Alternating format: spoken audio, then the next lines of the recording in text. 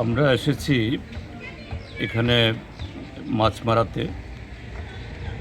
গত 9ই ডিসেম্বর দেরাদুনে সেখানে একটা হিংসাত্মক ঘটনায় আমাদের ত্রিপুরাজ্যের একজন উজ্জ্বল নক্ষত্র সেখানে সাম্প্রদায়িক হিংসায় আক্রান্ত হয়ে প্রায় 7 দিন মৃত্যুর সাথে পাঞ্জা কষে শেষ পর্যন্ত 15ই ডিসেম্বর তার জীবনদীপ নিভে যায়।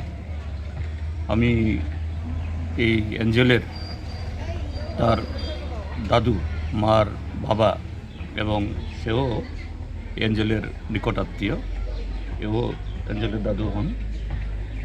তার সাথে কথা বলছিলাম, অ্যাঞ্জেলের মার সাথে কথা বলেছি।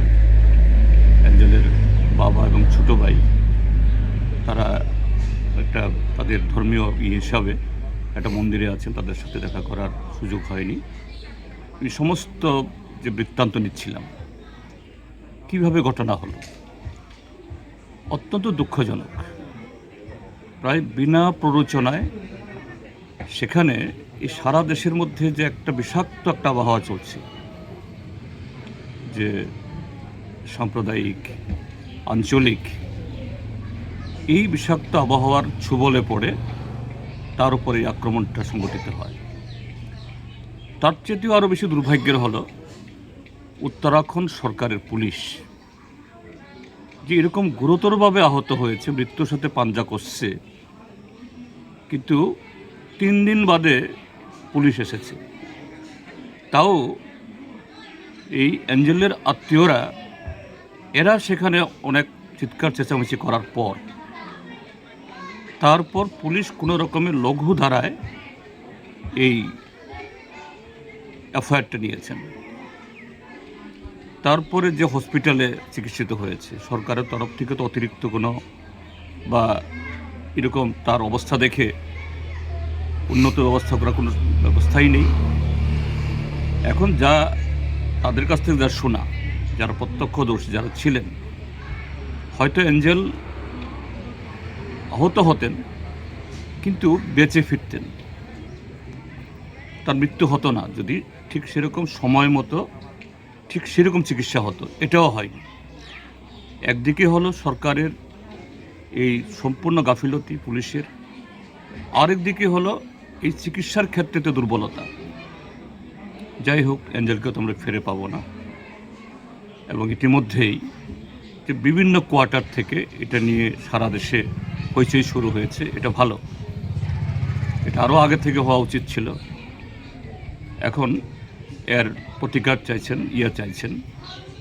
কিন্তু আমি এ জায়গাতে বলতে চাই যে উত্তরাখণ্ড সরকারের যিনি মুখ্যমন্ত্রী পুষ্কর সিং ধামি বেশ কিছু ভিডিওতে এবং নিউজ চ্যানেলে তার বক্তব্য শুনেছি, ক্যামেরার দিকে তাকিয়ে কথা বলছেন না।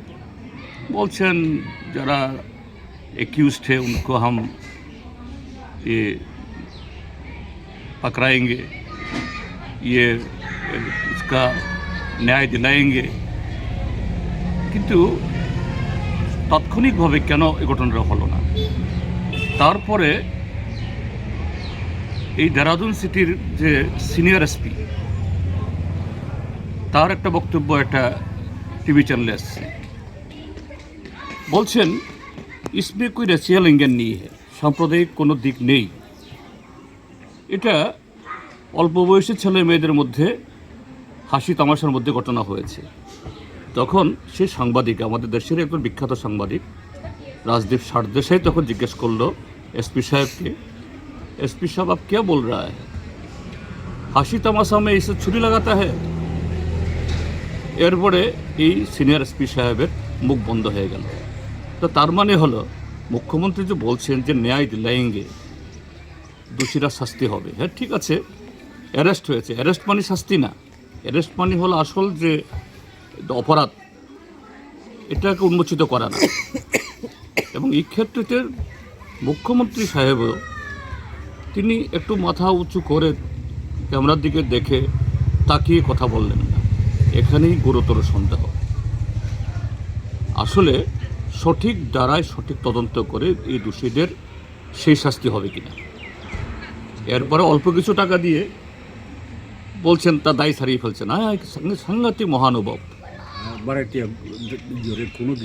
হ্যাঁ, এবং ওই যে বাড়িতে ভাড়া থাকতেন এরা তো অভিভাবক ওইখানে, এরা তো এগিয়ে আসতেন, এদের তরফ থেকে কোনো ধরনের এই আত্মীয় স্বজনরা বলছেন। আমি আরও বলবো, হ্যাঁ, ত্রিপুরাজ্যের মধ্যে মুখ্যমন্ত্রী কথা বলেছেন, তারপরে এডিসির যারা এখন তারা কথা বলেছেন, কিন্তু এরা অল্প কিছু টাকা চেক নিয়ে ছবি তোলাতে যত প্রাধান্য দিচ্ছেন, যে এই খুনের পেছনে যারা মূল অভিযুক্ত এদেরকে সেইভাবে সে আইনে সেই তদন্ত করে শাস্তি দেওয়ার জন্য যে ধরনের বক্তব্য ওঠানো উচিত ছিল এটা নেই। আমি বলতে বাধ্য হচ্ছি, কারণে এই ক্ষেত্রেতে চুপ থাকলে হবে না। এবং আমি দাবি তুলব যে অ্যাঞ্জেলের বাবা বিএসএফে চাকরি করেন, এখন মণিপুরে আর মাত্র 1 বছর চাকরির শেষ জীবন। ছোটো ভাই বেকার, এখন লেখাপড়া করছে, তার মানে হলো তাদের আর রোজগার কেউ থাকবে না। একটা তরতাজা যুবকের জীবনের মূল্য মাত্র 3-4 লাখ টাকা না। ত্রিপুরা সরকারের তরফ থেকে এই দাবি উত্থাপন করা উচিত উত্তরাখণ্ড সরকারকে, অ্যাঞ্জেলের পরিবারে অর্থাৎ তার ভাই মাইকেলকে এরকম একটা সুযোগ দাও। তার পক্ষে দেরাদুনে গিয়ে চাকরি করা সম্ভব না, কিন্তু দেরাদুনের উত্তরাখণ্ড সরকারের দিল্লিতে অফিস আছে, এইসব জায়গাতেও ব্যবস্থা করা যায়, সে তার চিকিৎসাও শেষ করতে পারবে। আর উত্তরাখণ্ড সরকার যদি না করতে পারে, ত্রিপুরা সরকার ব্যবস্থা করুক এই পরিবার যাতে বাঁচতে পারে। এটাই হবে ন্যায় বিচার। আর সেই আসামিদের সেই ধারায় যদি শাস্তি হয় তখনই হবে ন্যায় বিচার। এটা আরেকটা দিক দেখতে হবে, কেন এগুলি হচ্ছে। আজকে এই অবস্থা শুধু দেরাদুনে অ্যাঞ্জেলের খুন না, এই গতকালও আমরা দেখেছি আগরতলাতে এরকমই দিদার হোসেন নামে একজন যুবক রিক্সা চালক, শুধু তার নাম বলেছে, তার কোন ধর্মে প্রকাশ পেয়েছে, এর উপরে যে ধরনের আক্রমণ হয়েছে, ঠিক এই দেরাদুনের ঘটনার মতো। কিসের লক্ষ্য নিবে? যে গত 10-11 বছর ধরে যে ঘৃণার চাষ, হেট ক্যাম্পেইন, বিভাজন, এর নিন্দা জানাচ্ছি। এবং এর বিরুদ্ধে সমস্ত সুবুদ্ধি সম্পন্ন মানুষ অ্যাঞ্জেলের ঘটনার পরে যেরকমভাবে সোচ্চার হয়েছেন, শুধু সোচ্চার হওয়া না, এটা বন্ধ করার জন্য আমাদের আরও বেশি দৃঢ় পদক্ষেপ গ্রহণ করার জন্য আমি আহ্বান জানাচ্ছি।